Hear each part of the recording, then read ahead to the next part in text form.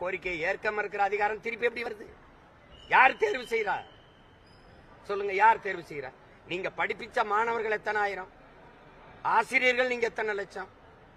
உங்க வாக்கு எப்படி திருப்பி இந்த அநீதியான அதிகாரத்தை நிறுவுது? விவசாயிகள் எத்தனை கோடி? ஏன் நீ மறுபடியும் அந்த அதிகாரம் எப்படி வருது? மருத்துவர், செவிலியர், போக்குவரத்து ஊழியர் எல்லா வீதியில் நிக்கிறியே, அப்புறம் அதே உன்னை வீதியில நிறுத்தினவனே மேல எப்படி வர்றான்? யார் அதை தேர்வு செய்யறது? பிழையை நீ செஞ்சுட்டு அப்புறம் வீதியில் வந்து போராடி வேடிக்கை இல்லையா அது? அப்ப இந்த கோபம் எங்க வெளிப்படுத்தணும்? அந்த இடத்துல ஏன் வெளிப்படுத்த மாட்டேங்கிறீங்க? அப்புறம் திருப்பி வீதியில் வந்து போராடினா இது என்ன ஆயிருது? இப்ப யாரு மேல, நான் யாரு மேல கோச்சுக்கிறேன்? அதிகாரத்து மேலையா? அந்த அதிகாரத்தை தேர்வு பண்ண உங்க மேலையா? சொல்லுங்க. அப்ப தொடர்ச்சியா ஒரு தடவை ஒரு தவறு நடக்கலாங்க, தெரியாம நிகழுது. ரெண்டாவது தடவை திருந்திருப்பாங்களோ நினைச்சு செஞ்சோம், மாறிடுமோன்னு நினைச்சு செஞ்சோம், கொடுத்த வாக்குறுதி நம்பி செஞ்சோம், சரி நடந்துருது.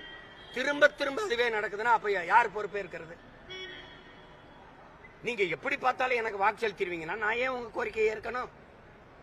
நான் ஏன் நீங்க கோரிக்கை நிறைவேற்றி கொடுக்கணும்?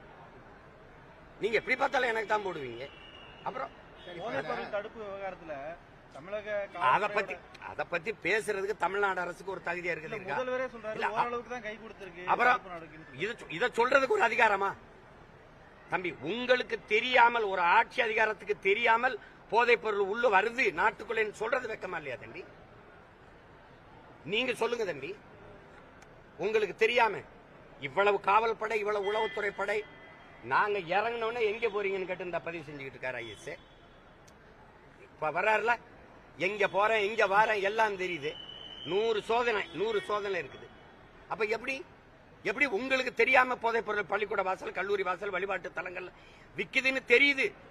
காவல்துறை ஆதரவு இல்லாமல் விற்க முடியுமா சொல்லுங்க? ஒருத்தன் ரவுடி தம்பி, அரசியல்வாதிகள், காவல்துறை அதிகாரிகள் ஆதரவு இல்லாம ஒருத்தன் ரவுடி ஆயிட முடியுமா? இவர் ஆயிட முடியுமா?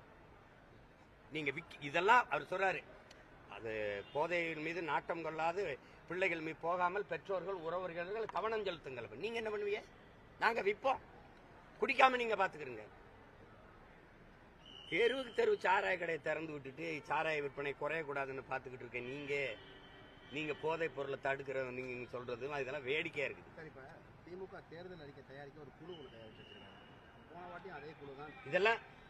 இதெல்லாம் நீங்க இந்த ஊடகத்துக்காரர்கள் தயவு செய்து ஒரு அறம் சார்ந்த இயங்குங்க. தேர்தல் அறிக்கை ஆட்சியில் இருக்கிற ஒரு அதிகாரி, எதிர்கட்சியா இருக்கிற ஒரு கட்சி மக்களை சந்தித்து மக்களின் பிரச்சனைகளை கேட்டு நாங்க தேர்தல் அறிக்கையில கொண்டு வர போறோம்னா இப்ப என்ன அதிகாரம் பண்றீங்க? என்ன ஆட்சியில் இருந்தீங்க? மக்களுக்கு என்ன பிரச்சனைன்னு தெரியாம தான் ஆட்சியில் இருந்தீங்களா? என்ன கட்சி என்ன பிரச்சனைன்னு தெரியாம தான்